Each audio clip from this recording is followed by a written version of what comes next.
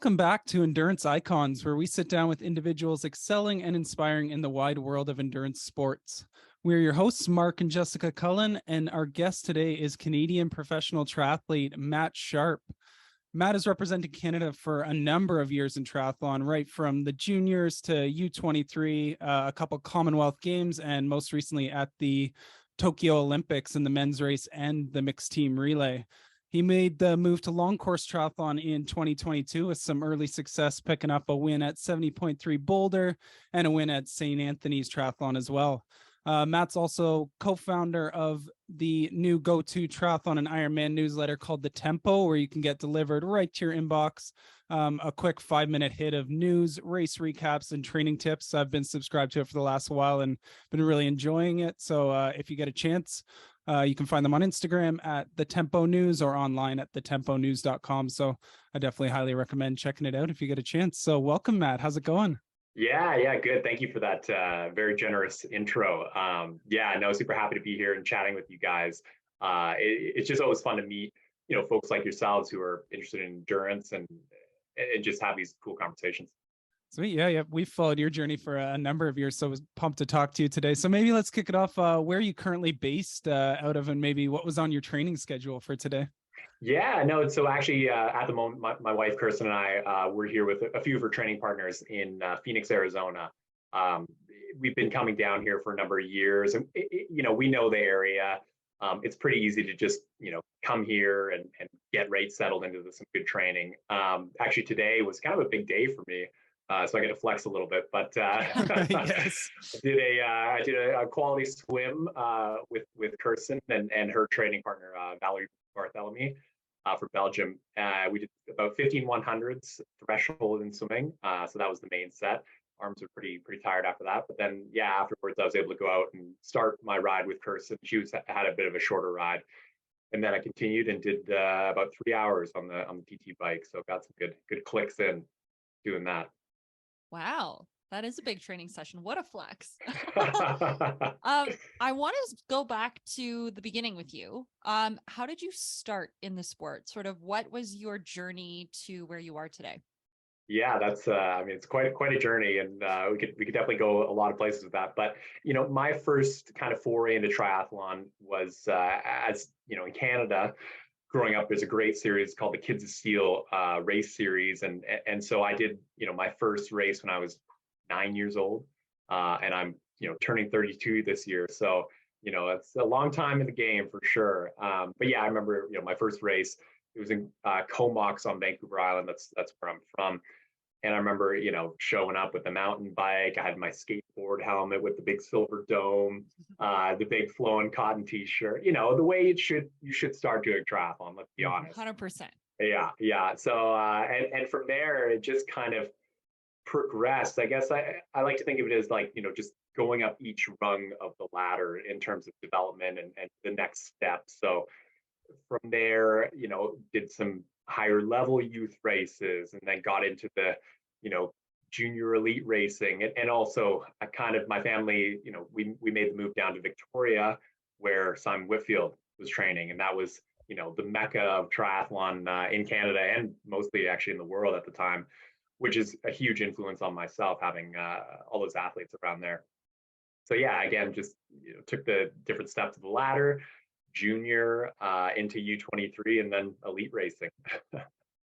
So in your path to the Olympics, I would imagine, a lot of I've seen in some of the research that we did is you've dealt with a number of injuries. Can you talk us through sort of what you've experienced and how you overcame them? Yeah, when I was younger, I had a lot of injuries, and part of that was just developing as a person, as a human, going through puberty. And I went from being, I think, like 5'8" to now I'm 6'4", and that happened pretty quick. So took a long time to get used to the body. With the injuries, it took me a very long time to kind of find my way around, making a process that allowed me to be healthy and train consistently and, help get myself to that level of the Olympics. I mean, for example, I think every year, up until I was 25, 26, I had some sort of overuse injury, all the itises, tendonitis, whatever, I had bone stress injuries. I had a fibula stress reaction, which isn't very common, but somehow I got it. And so, Congratulations. yeah, You're I very know, rare. exactly. Yeah, it was a special one for sure. But, these injuries, they were setbacks. They weren't, I would say, critical ones. Like I never had a big surgery in terms of like, you know, replacing something or whatnot. I did break my collarbone, got surgery, but that wasn't, a major situation. And so I was still able to race at a fairly high level, but yeah, I had these various setbacks with injuries. And, I finally realized after all these injuries and all this time, the common denominator was myself. I had so many different coaches, different training programs, all this kind of stuff, but I was always the one who was getting injured. And ultimately I had to change my decision-making process around, when things cropped up and how I dealt with them and making better decisions around, if something hurts, you don't push through it. Triathletes are famous for being able to push really hard, but that can also be a double-edged sword. No, not triathletes. One of my favorite things about triathlon, though, and I used to mainly just run. Before I did triathlon, you always have a sport that you can go to if you're injured. In most cases, Mhm. is there any key things that you would attribute not as many injuries outside of now not being in puberty? Got through that. Yeah. Is there anything that you do day to day to make sure that you stay injury free? You know, I could probably honestly be better at all those, little things, little physio exercises if you have imbalances. I feel like because I've spent so much time in the sport, I have a pretty good handle now on, where my body's at. Like some days, I wake up, if I had a big bike or a big run the day before, my hips are kind of out or something. And so I kind of know what areas to target. And it's not I can't just come up with a simple like, just do this, because it's taken me quite a while to get to that point. But yeah, I definitely have these little processes, certain spots I roll, like, for me, I find my glutes get really tight. And so I have to roll them out quite a bit before sessions to make sure that, they're firing properly and all that kind of stuff. So yeah, I have I guess those little processes, like little activation exercises, but yeah, I think for people, it's going to be somewhat unique. Yeah, it's always like a very complicated recipe because every Cool. person's going to be different. The Yeah, fun thing is that once you figure it out, then you age and then your body changes and you need to figure it out again. But yeah, that's triathletes love that. It's just a complex, ongoing process. for sure. Um, Triathletes they love challenges. They love, figuring out these different things. And there's, with triathlon, there's always something to figure out new. exactly. I don't want to bounce too quickly over your accomplishments as you sort of escalated up those rungs of the ladder, like you mentioned. So, do you have a favorite memory from your Commonwealth game experience? You know, we were so close to winning a medal in Glasgow. Uh, we had basically I think we had Canada, Australia, and South Africa come off the bike together. And maybe we weren't necessarily picked to get a medal. Andrew York, he raced his heart out. And he was just so close to that podium. So, performance wise and competition wise, that's a huge memory for myself. I think also just spending that time with your teammates and the camaraderie and that comes with that, and you also spend time with athletes from other countries and just meeting all those people. I guess beyond just the competition, those are just special memories. Absolutely. And how about the Tokyo Olympics? Because I would imagine just the fact that it was through a pandemic, that it was a bit of an extraordinary experience. Definitely. I mean, I'd never been to an Olympics before, so I didn't have a frame of reference of what it could be like. So for Tokyo, I was like, I guess this is it. Like, I guess Yeah. everybody at the Olympics, does their nose swab every morning and has to go take their tests at the testing place. So in a sense, I guess that was a good thing because I didn't have previous expectations to go back on. It was all going to be new. But yeah, in Tokyo, we we had our goal. So our team goal as Canada, I was there to help Tyler Mr. get a medal, and unfortunately, he didn't show up to the games in the form that he needed to be.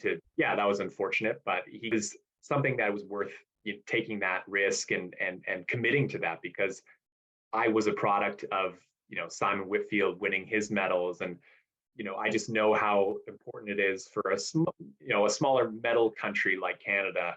Each one is just so critical and can inspire so many people. So yeah, it was, not the outcome we wanted, but it was worth it 100%. Amazing. And I know that a part of that recipe for success, and that ongoing excellence that you bring to triathlon, it's so important to partner with the right coach. Can you talk about how you started with your current coach? I believe it's Lance Watson, and what works for you in terms of the recipe for success? Yeah, for sure. I would say, what precipitated me working with Lance was, I left the environment that Triathlon Canada had kind of in the year before the actual Tokyo Olympics. It wasn't a healthy environment. It was a difficult decision, but I had to do it. But of course, luckily, I had a former Olympic gold medal winning coach right in my backyard. And yeah, it was great. I hooked up with Lance and we clicked right away.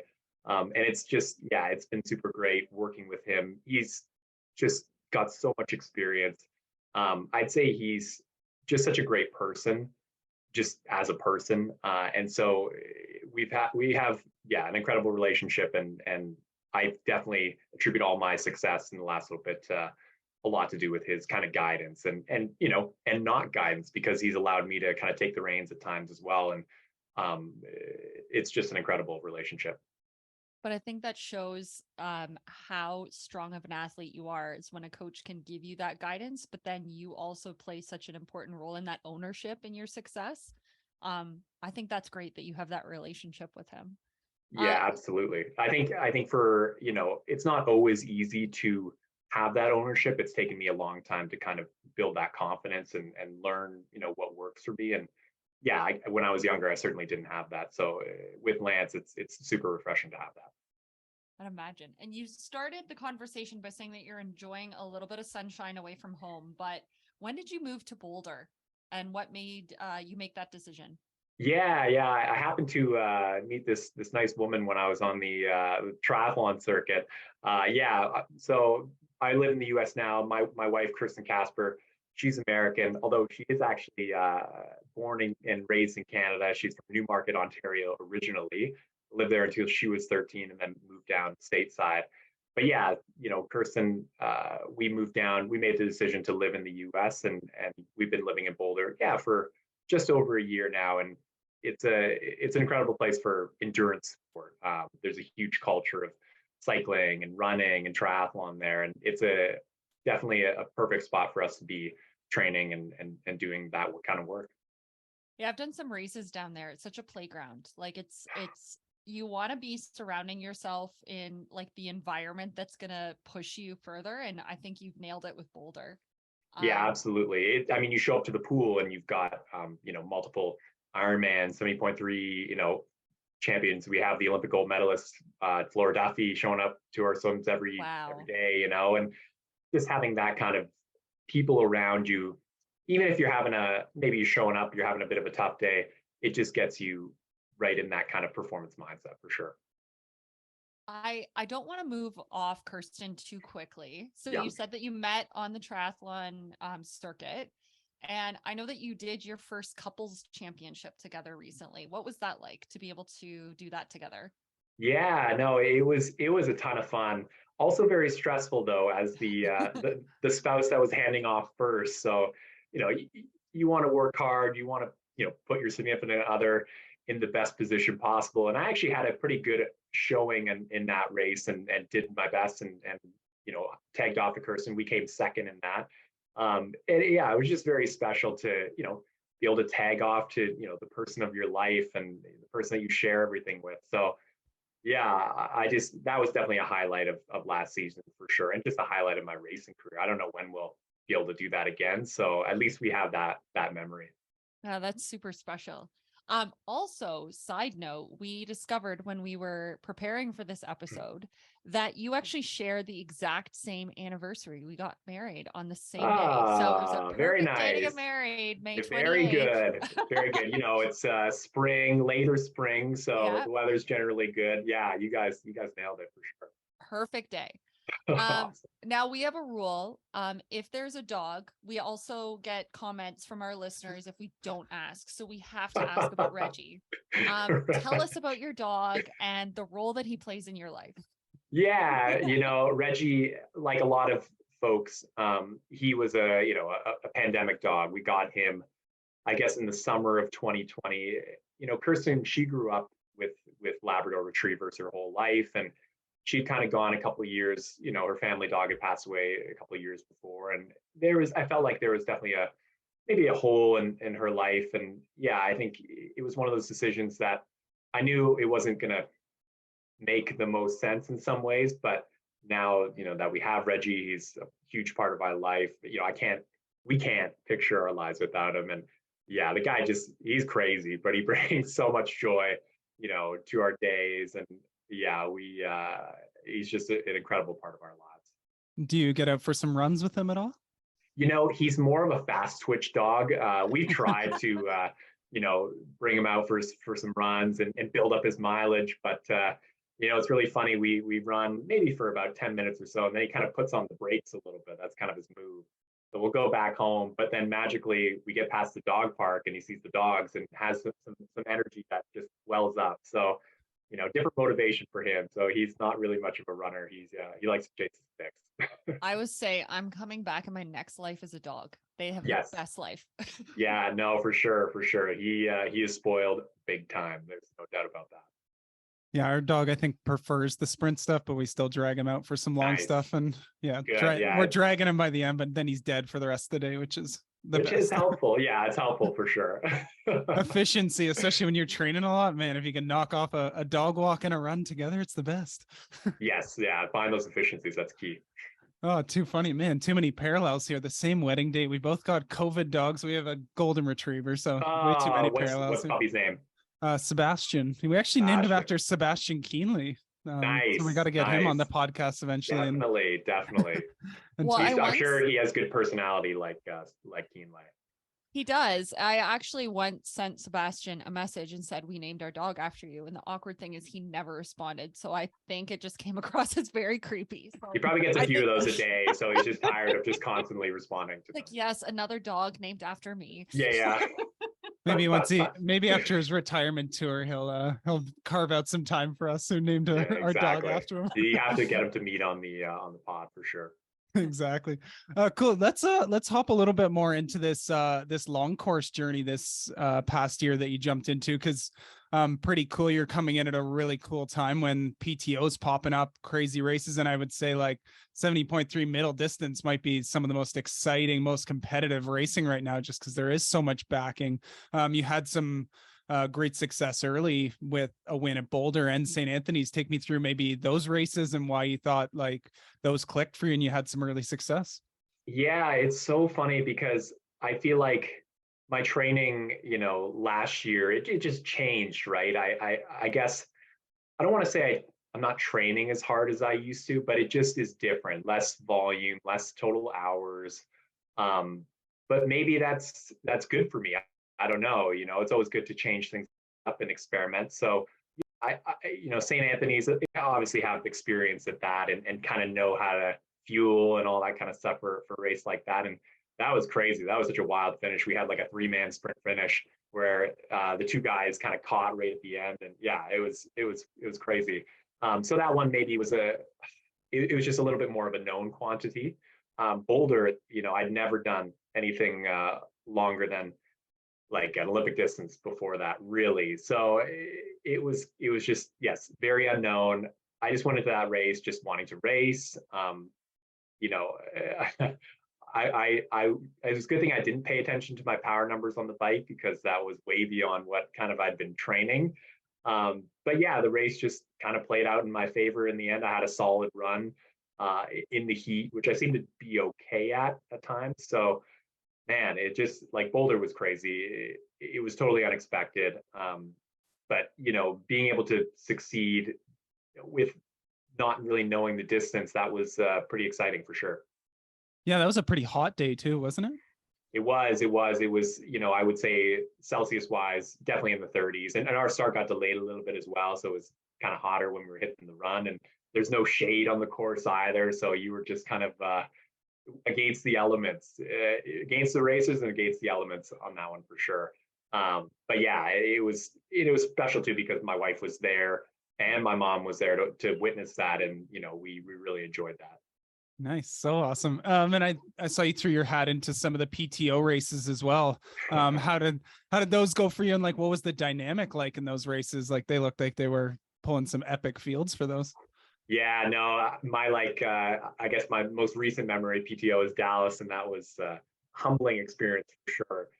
But then I also raced Edmonton, and those races, it was like racing a WTS race. It was like racing, the highest level of triathlon where you have so many guys, they're all good. There's constant changes in lead and dynamics and people cramping all over the place, like in Edmonton. And man, it was wild. Yeah, it was just incredible to be a part of those races. I can definitely, as just a fan of the sport, those are going to be ones that people will be tuning into, and a lot of attention will be paid to those because it's just incredible racing, very compelling. So what were some of the biggest difference you noticed in the racing between long course and short course that you came from? Because it really seems like a lot of the 70.3 stuff, it's clearly helpful for you coming from a pretty strong swim background to hop into this where front swim pack seems to be more and more important. What were some of the biggest things you noticed in the jump up in terms of the racing dynamics? Yeah, I guess, the whole fueling thing, like that was just such a whole new challenge. Olympic distance, you need to fuel, obviously, but it's 2 hours, you miss a gel here or there. It's not really going to kill you too much. But, for 70.3, yeah, you got to get that stuff dialed. And I feel like I actually, got into it pretty quickly and kind of got kind of my rhythm with fueling, which my whole philosophy is just whenever you can eat, you just eat, get in the calories. Um, so that's my learning for sure. Pacing wise, it's different too. It's not as dynamic, although definitely more dynamic than I anticipated. I kind of just like in my head was like, oh, you just get on the bike and just rip certain wattage for 90 Ks or whatever. But that's not the case, depending on the dynamics of the race, especially.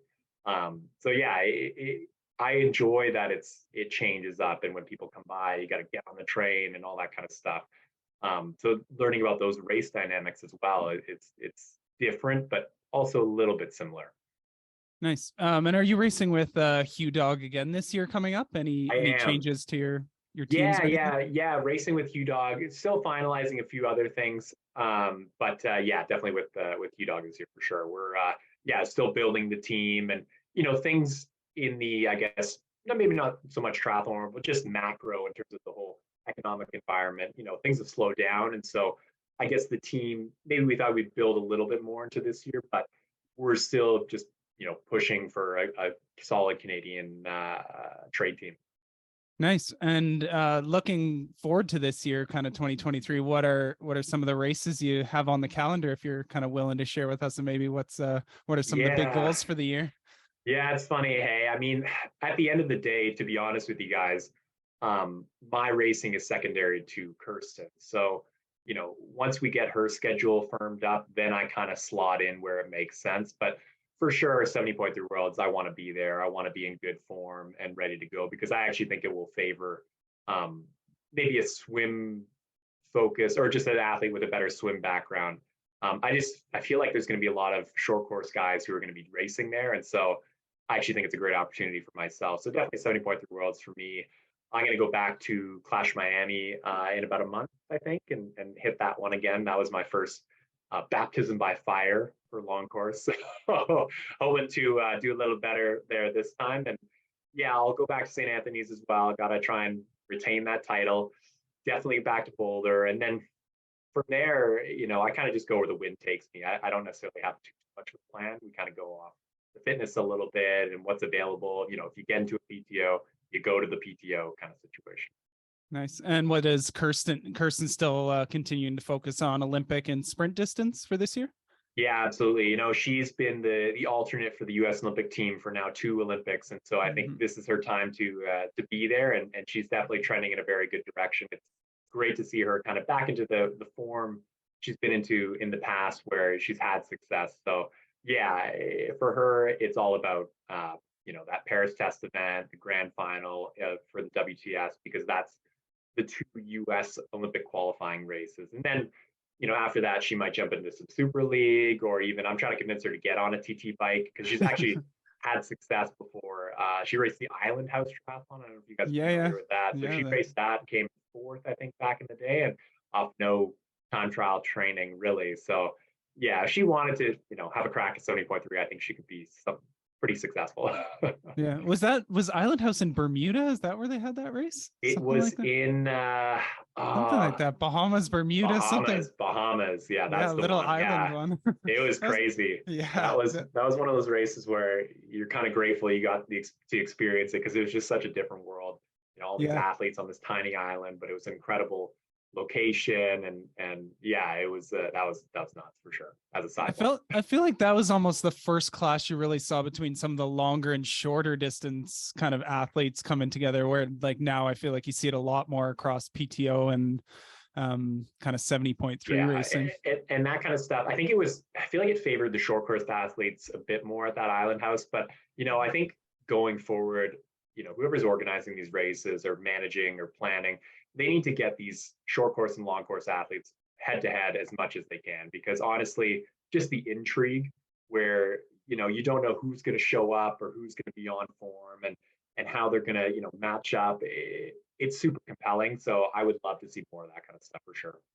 Cool. And in terms of your own racing, before we hop into the tempo and we can talk a little bit more about like triathlon as a whole, I think that could be a fun conversation. Do you have like aspirations eventually to want to do like full distance Ironman stuff? Does that appeal to you as well?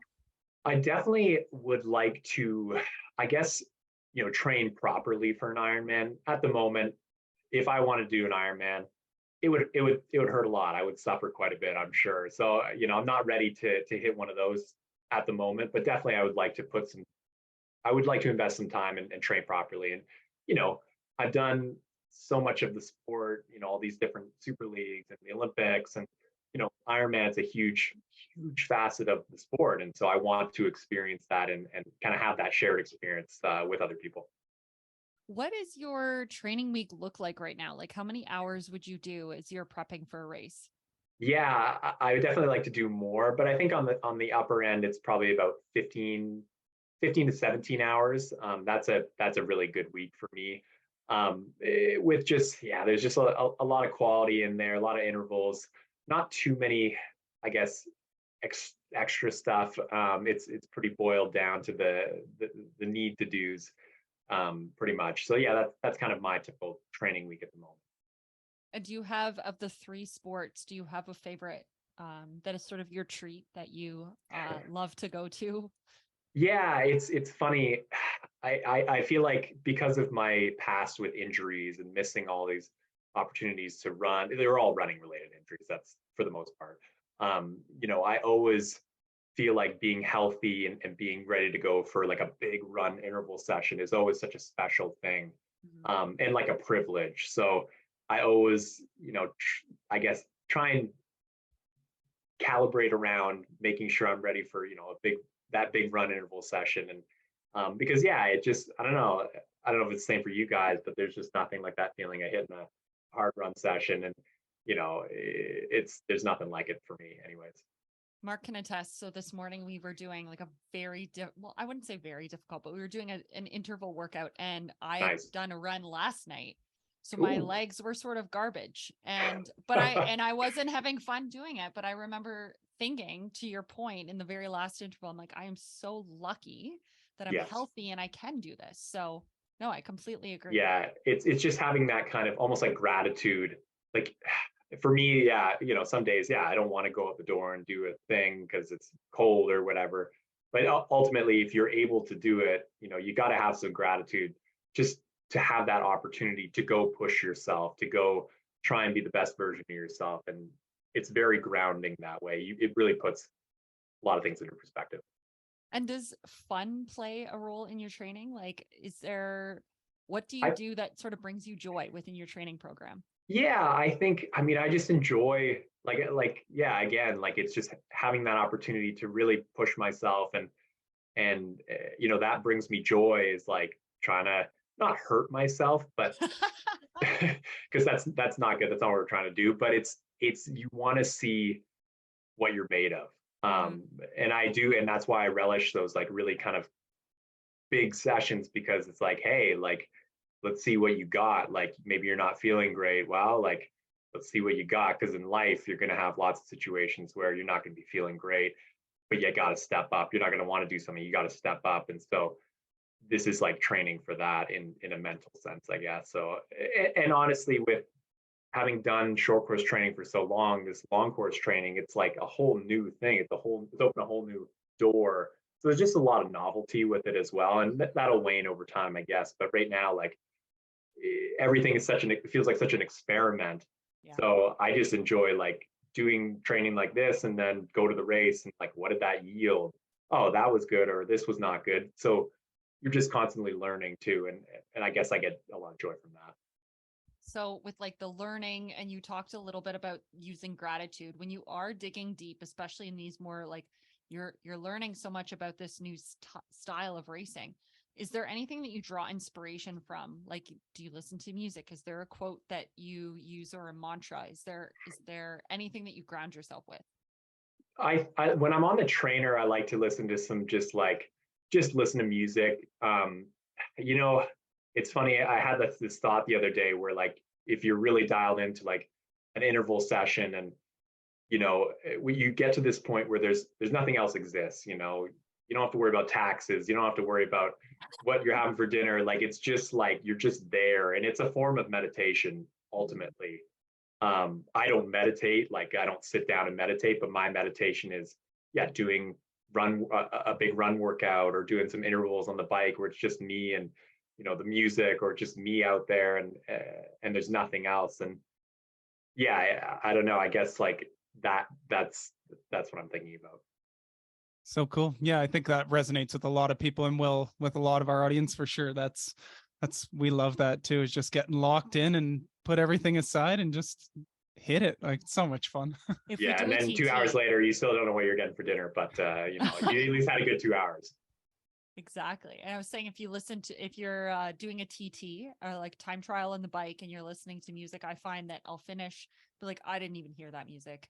There was no point for that. Nice. You're just totally locked in. Love it.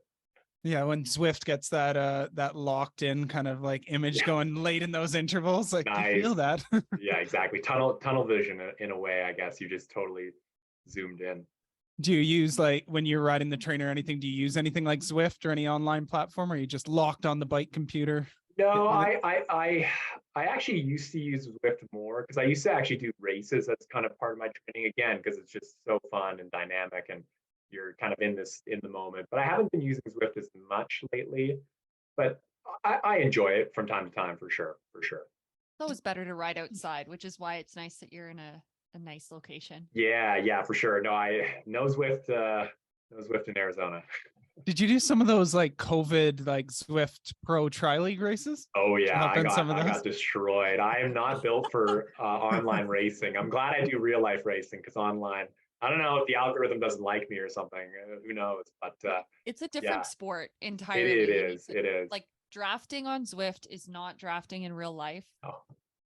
I feel like there's also like this weight sweet spot as well. Like, you're super light and get destroyed on the downhills, and then Matt's like a big guy, so probably gets just like punished on the uphills or anything rolling on Zwift. So yeah, I mean, in real life too, the uphills usually aren't totally my friend, but in Zwift, it's just like, guys, how are you doing this? Like, why am I so far back? Like, I'm like totally, you know, zone 17 right now, and off the back, easy. Too good. So I want to talk a little bit about like triathlon as a whole and the tempo, just because you're like obviously very dialed into kind of what's going on in triathlon these days. I'd love to get your thoughts on like some of the interesting stuff going on. So there's most recently been kind of that like Kona, Nice, like Ironman World Championship split. Do you have any kind of thoughts on that, and kind of I don't know if you listened to like the How They Train podcast with some of the backlash coming from that one. I saw the backlash. I haven't listened to that. I really want to.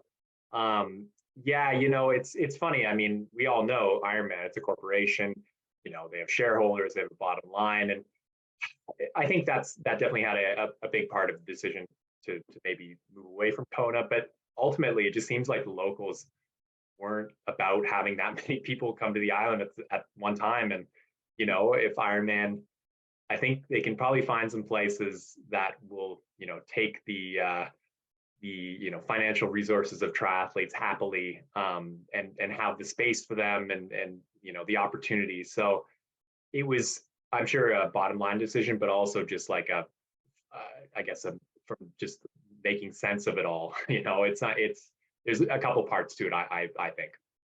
Cool. Yeah, I'm interested to see if some of that Messick interview makes it into if it makes its way to the tempo over the next couple weeks here. It was a very interesting one. I'm sure. So hopping into the tempo a little bit here. So where did this idea kind of come from? What kind of got you excited to do something like an e-newsletter like this? Yeah, no, it's interesting. I had a buddy a couple of years ago who has kind of been talking to me about doing like some newsletter or ebook or a course or something, something like that. And I just never like clicked into it. I never like grabbed onto it. I don't know, it just kind of went over my head a little bit. But so funnily enough, my brother, he's in media and he does newsletters. Like that's his job. And he, for about a year, he was like, oh, we should really do a triathlon newsletter. And that, I don't know, I guess I just wasn't ready, or maybe I wasn't confident, or I don't know what it was. But yeah, this past fall, I was like, hey, let's do this. Like, let's go for it. And so, yeah, it's been actually a super, just really rewarding journey in a lot of ways. Just in terms of like being able to work with my brother every day. And I don't know if we talked too much before the tempo, but now we talk every day. And yeah, it's brought us closer together for sure. So I'm really enjoying that. But being able to work together, it's a ton of fun.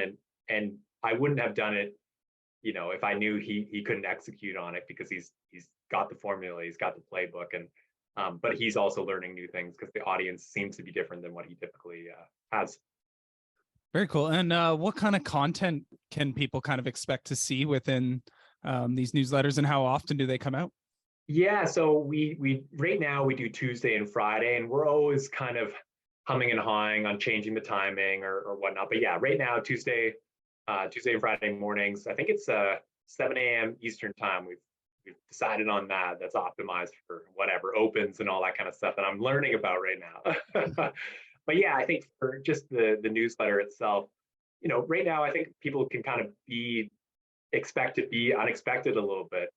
We're in this kind of new stage, and there's no, I guess, formula that we've come across, that's like the one. So I feel like we're constantly iterating and doing new things and getting rid of things. So there's a little bit of that. I think there's some general kind of, news sections and whatnot, and a story that people will get. But, we're trying out new content and all that. And yeah, I think generally what we want is for people to be informed and entertained. We want people to learn, and we want, when they get the email in their inbox, to be like, oh, sick, like I can rip through a tempo here. And it's, ultimately, I want it to be worth people's time to be reading it. I think that's my goal.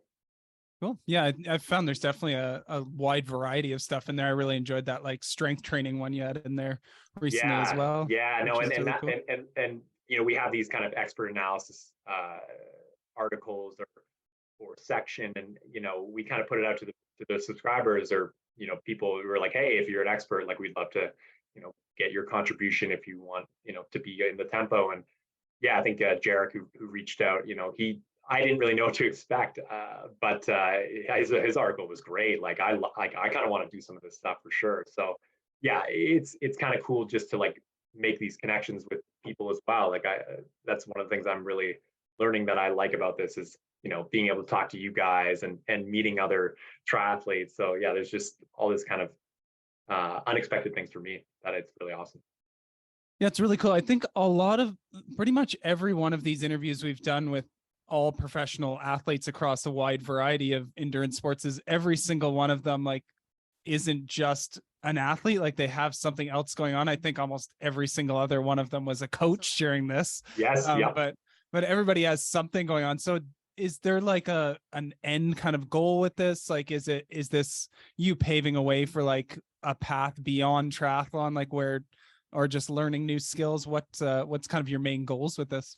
Yeah, no, it's a really great question. I think part of the reason why I actually, took my brother up on this offer to do this is because, honestly, in the pursuit of the Olympics and racing triathlon on a high level, like I don't have my undergraduate degree. I don't really have like a proper like resume. So ultimately, whatever happens with this, a goal is to come out with like a list of skills, like tangible things that I can put on a resume. um, and it's just, yeah, for me this is like an education in a lot of ways, learning about business, about marketing, dealing with clients, all this kind of stuff. So yeah, one of my goals with this for sure, is to come out with a proper resume. If we end up coming out, like I'm gonna be honest, I don't have an end kind of vision for when it ends or what it looks like. I think, which is exciting, because it could turn out to be anything. It could be just triathlon, or we could end up being the ESPN of endurance sports. Who knows? I don't know. I think you're so well positioned though, because you're hitting this sweet spot when you launched it of newsletters are having a moment right now. Everyone is creating one, but you were, a leader in that. And there's this niche where there's not a lot of really strong triathlon newsletters. So you're filling that. You also have the experience and you're backed by an expert in there. So Yeah. I just think it's super cool that you're doing this. And I personally think that you are on track to be the ESPN. Awesome. Thank you. Thank you. Yeah, well, I'll take whatever you guys said in the intro, the hottest, newsletter, and we'll put that on the bar at the front so people can see that. Yeah, I don't really know another one that's doing kind of a quick hitter one like that. Like that's the thing that kind of jumped out at me, is it's like, hey, come get all your news in like 5 minutes here. I don't want to pan through like a 20-minute article on one topic. Like I get a bunch out of it. Yeah, I think what's good about us is I think we've got like that strength article, like that's pretty in depth, but we kind of give like a little hit of it, and then if people are like, hey, I want to learn more, then you can click out and read the article. Or you're like, I don't have time for this right now, I want to see the podcast or whatever they reference, like, and then you can just keep going. But yeah, our goal is definitely to be like a 5-minute kind of situation, not be too long. And triathlon is such a relatively new sport. So to be a leader in that, I think that's so important. And then you also, even though it's a new sport, triathletes are very, very passionate people. So they want their news. They want to hear about what's happening in the pros. They want to have that commentary on races. So it's just exciting. I think this is something that triathlon is needed. It's going to be like Tim Ferriss, James Clear, Matt Sharpe. Yeah. We'll see. But definitely just, we always have to just go back. Like, you just can't get too far ahead of yourself. You always got to go back to like, are people enjoying this? Like, are people getting value out of this? Is it worth their time? Like, that's kind of, for me, it's like, if somebody's like, I'm not really into it, like, then I'm like, well, I'm not doing a good job. I think what's refreshing about your approach to it is that you're not as focused on the end goal. I think that people who create really successful things are often doing it for, like, you're doing it for the joy. You seem to love to learn. You're a very curious person. It's like, let's just, I'm at the end of the day, I'm going to learn some skills. I'm going to try something new. And every day I get to, work with my brother. I think that, if you can focus on that, people sense even the product that you produce in the end is going to be so much more quality because you're doing it for yourself.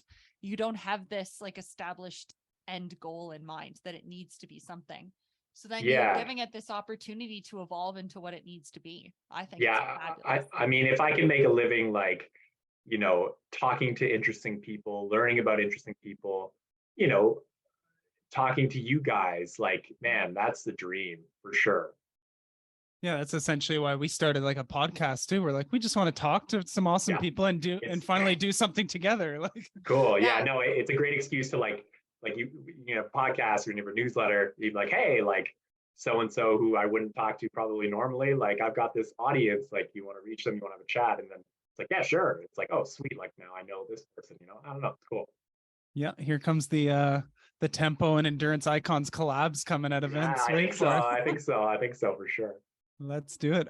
So how can people follow along and subscribe? I had mentioned it a bit at the start of the episode, but what are kind of your preferred routes to get people engaged with it? Yeah, we're just at, thetemponews.com.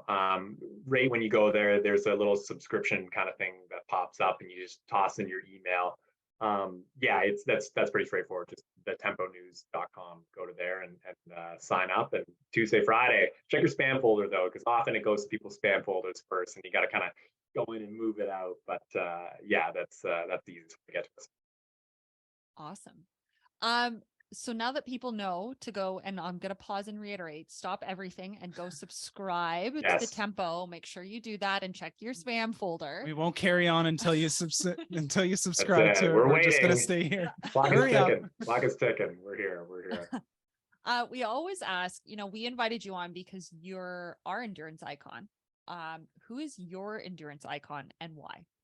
Yeah, I when I got posed that question before the show, it took me a second to think, but it's funny because maybe not the typical, I guess it is an endurance icon. I would say my endurance icon is the captain of our women's soccer team, Christine Sinclair. To me, she just, I guess, exemplifies all the best qualities of an athlete. Obviously she's an incredibly high performer, but she's just led, our team and our country with just such class and over the years. And she's had setbacks and they've had tough goes, and she's always been there, rising to the top and leading by example. Someone like her for sure, and she's definitely a hero of mine, and definitely an endurance icon for her. I think I first started watching her play, I want to say when I was like 12, and now I'm like 32, and she's been in the game and at the top of the game for so long. And to see them win that gold medal in Tokyo, like that was incredible. That was so inspiring. Love that choice. It's a great choice. Yeah. And not an endurance in the traditional sense, but definitely has endured a lot and has stood the test of time. This has quickly become one of my favorite questions that we ask people, because you never know what they're going to answer. So sometimes we do get, within the triathlon world, but we've gotten, rock climbers that have since passed away. We have, it just shows that it doesn't need to be within your sport for you to learn or be inspired. Which is also why we made this endurance. We talk a lot about triathlon, but it's, there's so many things that we can learn from other athletes. So, just incredible response. And it's a mindset. It's the endurance mindset. It's not just, totally. The type of sport. It's a mindset for sure. Absolutely. So if for the people who, now that they have subscribed to your newsletter, if they want to follow your journey, how can they do that? Yeah, my personal Instagram is at MD Sharpe. That's SHARPE, and then the number 1 at the end. That's at MD Sharpe 1. So, I post a lot of tempo stuff on there now. It's a few race and a lot of Kirsten and Reggie updates. That's kind of what's going on there. Well, I mean, people will be there, if nothing else, for the Reggie update. Yeah, so. Absolutely. We'll be sure to tag that in the show notes for all the listeners to make sure that they're following you. But thank you so much for taking the time to sit down with us today. This was a complete pleasure to be able to meet you and chat with you. Yeah, thank you for having me. Stoked to meet you guys, and then hopefully I'll see you at a race at some point. That'd be great. Wow, how great was that? I always learn so much from these endurance icons. If you enjoyed the podcast as well, please consider liking us across social media, subscribing to us on YouTube, or giving us a 5-star rating on wherever you listen to your podcasts. We appreciate you and your support so much. We wish you happy training, and we'll see you back next week.